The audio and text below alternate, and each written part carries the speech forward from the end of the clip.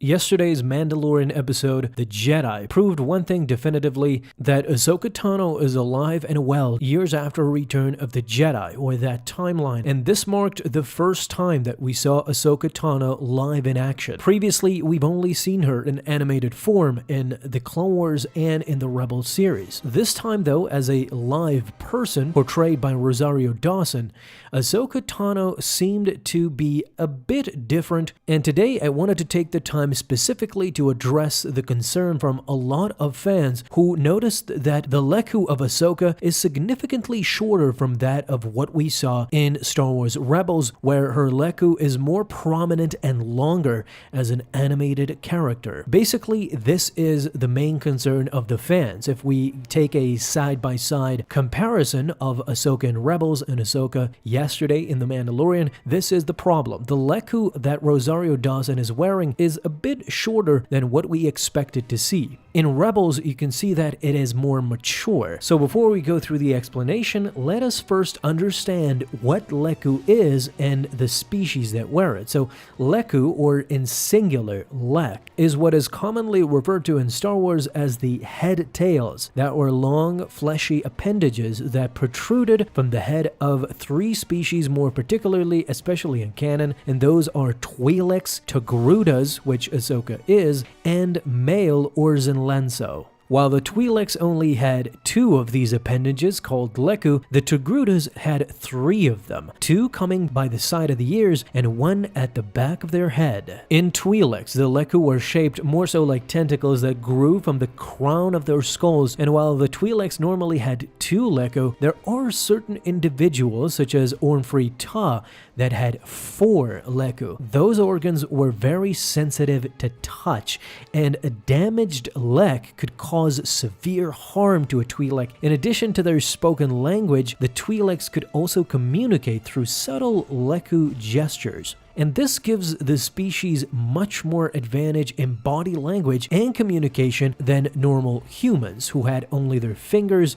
and their face to basically signal their counterpart. What's interesting though is that despite the high sensitivity of the Lekku, there are Twi'leks such as Cham Syndulla that actually tattooed their Lekku, and some wore them simply hanging down their backs or falling over their chest, while Bib Fortuna, for example, carried them bent around the neck as a scarf. So now we come to Ahsoka's species in Togrutas, and here we understand that the name Lekku basically originates from the striped head tails of the Togrutas, and that species had three appendages, two Lekku in the front and one thicker Lek that was centered from their skull and behind their neck. The male Lekku are shorter than those of the female, and that's why the fans are ablaze, because we see Ahsoka quite clearly have a very prominent Lekku on her head. When she started in the Clone Wars, it was way shorter than what we ended up seeing in the Rebels series and especially in the finale. I really believe that Rosario Dawson and Dave Filoni did a great job of portraying Ahsoka in yesterday's episode. The fighting style was very much in line with what we saw in the animated Ahsoka, and the voice especially is something to behold because it is very identical to Ashley Eckstein, who voices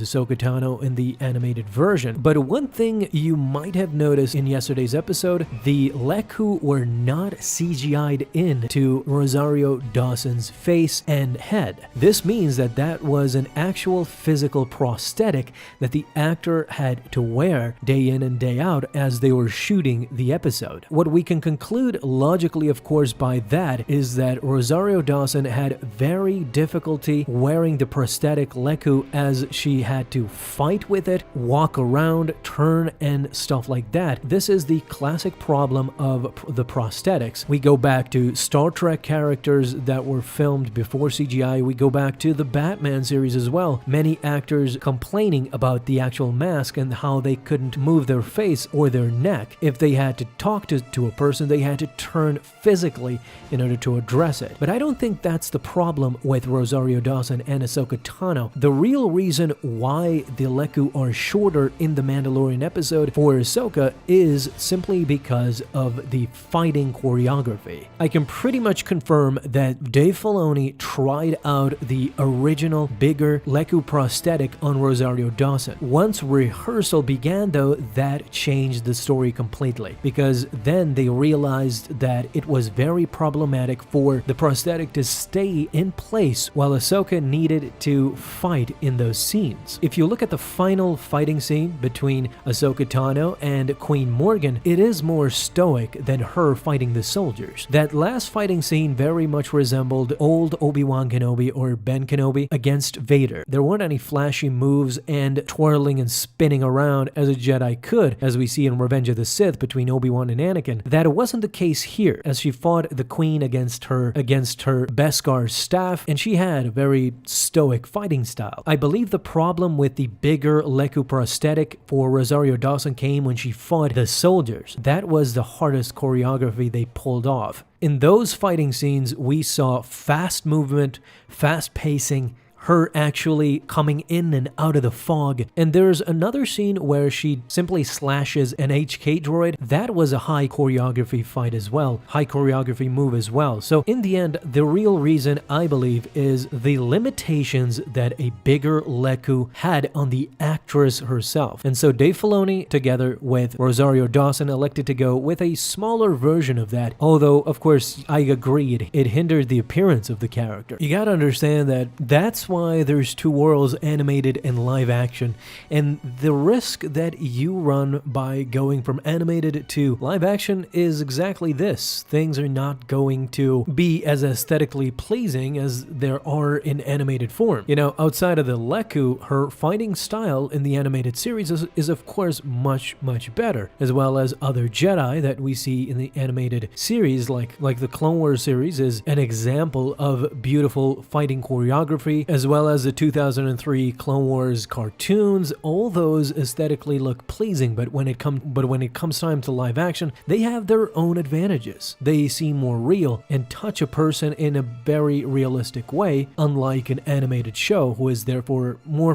so for entertainment. So talk to me down below in the comments. Were you bothered by the smaller Lekku, or did you just watch it all in the same and enjoyed it? Thank you so much for watching this video, guys, and if you enjoyed, leave a thumbs up down below. Subscribe for dailies. Now you can have an awesome day, Star Wars fans. I'll see you in the next video, and may the Force be with you.